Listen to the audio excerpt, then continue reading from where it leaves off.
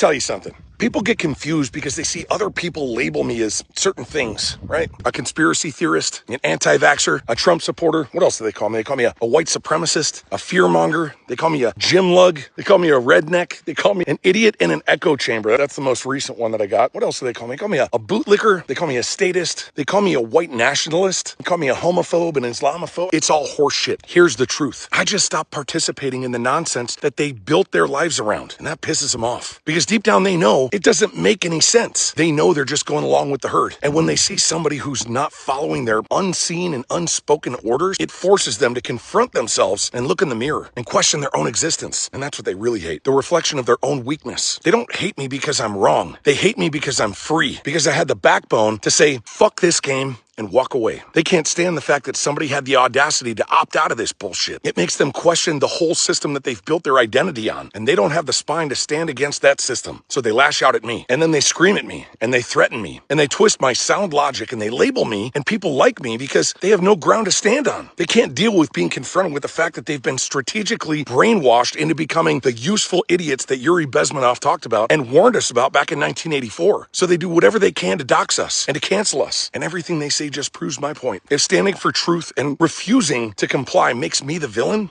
fine, I'm okay with that. I'll wear that label, and I'm damn proud of it, because the louder and the more aggressive they get about me being a normal person who has traditional values and who believes in law and order and being real with my fellow countrymen, the more I know that I'm doing something right. And I'm not even going to try to understand what's going on in these people's minds who fight against having morals and a duty to protect the people who are around you. But I will say this, I'm not going to change who I am or how I feel, and that's because I know what is right and what is just. And I'm not about to bend the knee to an angry crowd of misinformed people who lost sight of their moral obligation to do unto others as you would do unto yourself. I'm not sure if that makes sense to everybody, but I'll tell you one thing, I'm not changing my tune. And if it does make sense to you, you ought to join a group of the rest of us who see things through the same lens. Do good, stay sane, and surround yourself with like-minded individuals who love this country for all the reasons that everyone who comes here from all across the world does. This is the greatest nation the world has ever seen. And the fact that there are millions of people crossing deserts, giant rivers, and dealing with dangerous coyote guides, criminal guides,